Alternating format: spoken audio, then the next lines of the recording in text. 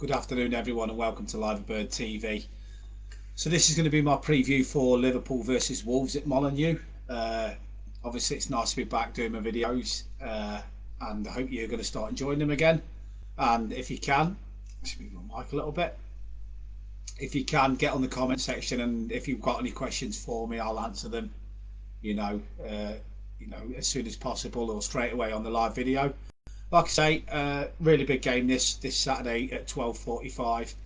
Uh, Obviously, we're going to have quite a few possibles that might not play. So it's going to be really interesting to see Jurgen Klopp's lineup for the game against Wolves. So I'm just going to read out the preview and then I'll get to questions. So, Wolverhampton Wanderers were in a desperate need of the international break after a dismal start to their Premier League campaign saw them suffer defeat in 3 of their opening 4 matches. Their only points this season came in a narrow 1-0 win over struggling Everton, where keeping a clean sheet once again proved Wolves' saving grace, since they won only twice in the last 37 Premier League games. They've conceded, drawing 8 and losing 27. That's incredible. It's hardly been the start manager Gary O'Neill would have plotted on arrival at Molineux, as their usual ambitions of a mid-table finish are being overshadowed by the mere hopes of survival. Things don't get easier for O'Neill's side with the arrival of Liverpool, a team against whom Wolves have suffered the most league defeats, with 9 defeats since re-entering the top flight in 2018-19. Visiting manager Jurgen Klopp won't be cashing in the 3 points just yet, after his side left the Black Country last season on the wrong side of a 3-0 walloping. However, that result will almost certainly have been forgotten after an extremely positive start to this campaign. Winning 3 and drawing 1 has left Liverpool with a chance to go top of the league with a win here, although that could be short-lived. So we can go top of the league if we win on Saturday. But again, I'm going to come back to it. We've got quite a few possibles that might not play, which is why I picked that surprising lineup yesterday and everybody went, Neil, what are you doing? Yes, we'll make these kind of changes for the cup games, but not for this game. But then when I went into detail about it, the fact that we possibly might have Trent, might not have Trent, might not have Kanate, might not have Nunes, might not have Alexis McAllister, depending on how he feels after playing at high altitude. He should be all right, but you just don't know. So what I was trying to do yesterday was I was picking a Liverpool team that I think that Klopp might play based on the team we're playing against. Now, if it was Chelsea away, or it was Man United away, or it was Man City away, then he'd go full strength. He just would. But I just think with Wolves, with the form they're in, with the fact that we have got some really outstanding players that have had 2 weeks off, should be fresh. That's the reason why I went for that surprising lineup yesterday. Anyway, carrying on with the rest of my preview. The Reds have put themselves in the frame to leapfrog Tottenham and leaders Man City after extending the league's longest active unbeaten streak to 15 games, winning 10 and drawing 5. Now, I got a lot of stick at the start of the season when I was arguing with fans that are no longer on this group because they couldn't handle me being as positive as I've always been, and thought I was what was it called, deluded, because I said Liverpool could win the league, and I said we would more or less guarantee. I said we'll finish top 4 without a shadow of a doubt. But I've actually backed Liverpool to win the league at 8-1. I backed it in July, and people call me deluded and all that because they didn't realise where I was coming from. They couldn't see it. Now, what I did is I looked at the last 11 games of last season, and I seen the real Liverpool back. And I think with football, you can forget dead quickly.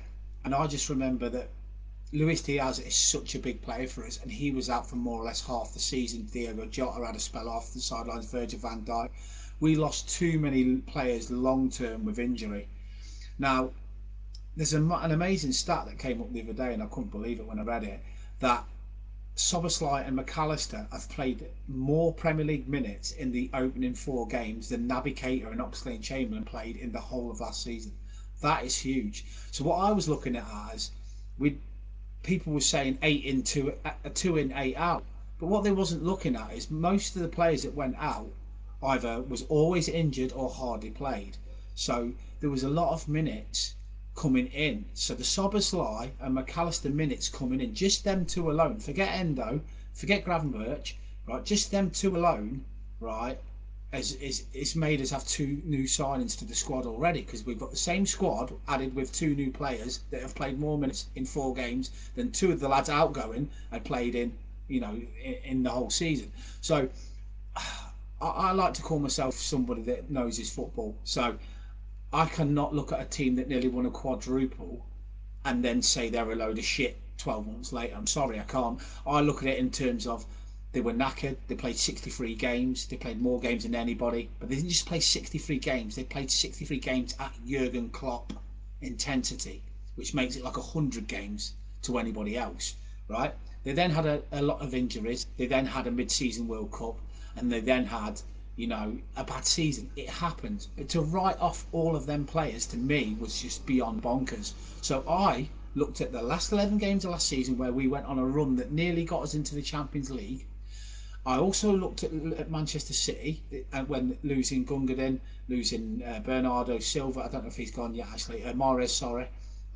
Losing a lot of top players. And I was thinking, hang about, we could really catch them off guard here if we can start really well. And by the way, Man City were very lucky the other week to beat Sheffield United. They were.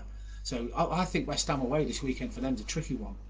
So I think we can win the league this year, and I've said that from day one. And those of you that have been on this group from day one know that I've always been the most confident of supporters. Now, people said that's delusion, but it's not, because I also said we would win the league the season that we did win the league. I actually said that with that squad we'll go on and win it, and we did, because we lost the previous season by a point.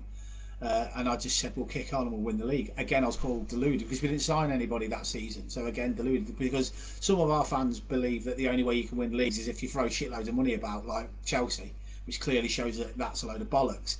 The transfer window was absolutely unbelievable. Gravenberch, Endo, McAllister and Soboslai. People are forgetting as well when they keep saying we need a right back. We bought one last year for 7.5 million. Ramsey, he's on loan at Preston. Let's hope he has a really good season, because he was highly rated. I think he had the most assists for any teenager in Europe at the time. So this is going to be a great season. In my opinion, this is not arrogance or cockiness. We'll win the Europa League 100%. We'll cream that. I just think we'll cream it. And a final in Dublin will be something that everybody will be looking forward to. I think we can win a domestic cup, and I just think if we can win the league, I just think it could be one of them seasons with the same group of players that's won quadruples, and add in absolute World Cup winners. And Soboslai is just, honestly, I don't think people realise the quality of player we've actually signed. I think they're starting to see it, but I just believe it's going to be an amazing season. So it's just going to be a tricky one. This is Wolves, it really is, but I'm confident. And again, my team is this. I'll go through my team again for those that missed my video yesterday. And this is only if the players Klopp deems haven't recovered properly. So this is Plan B. So Alisson, Gomez if Trent doesn't play, Van Dijk's banned, so it'll be Matip and Quansah. And then Konate could be injured, sorry, as well. Left back Robbo, midfield three. I would go for Gravenberch to start. He's had 2 weeks rest. He's fresh. He's played.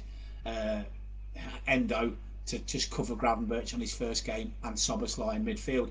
If McAllister, again, I want him to start. If McAllister is deemed a little bit too leggy from his long journey to Bolivia. Up front, when I said I thought Bendo could start, that made everybody believe that we would drop Salah. I didn't mean that. I just said Salah will either move to the centre forward position, or for those that watch Ben Doak and don't just stick YouTube on, I've been watching him live and in games since he was 16. He played up front for Scotland against Spain on Monday and it was outstanding. So you could even put Salah on the right and you could play Doak down the centre, and you could either have Diaz if he can make it, Gakpo, or you could even have Jota on the left. So, or you could have Gakpo down the centre, Doak on the left. It just doesn't matter. Doak can play left wing, right wing, and centre forward. He's fresh. He's fit. It was amazing Monday. And by the way, there was a lot of quality players playing for Spain, like people like Gabby Vega and stuff. So they were a really good side. So yeah, really, really looking forward to this game and Linz on Thursday. It's going to be a really, really busy week for me doing my videos. So keep with that. And I hope you enjoyed the preview. I'm now going to go to comments and see what people are saying, and then I'm going to scoot. Excellent. Right, the comment section's not coming up at the moment. Right, yeah. So for those of you, a lot of you to be at work, I'm off today. Uh, get comments on the video and I'll answer them later. But like I say, Wolves v Liverpool this Saturday, going to be a change side, I think, but one one we can still win with the quality of players we've got. You'll never walk alone.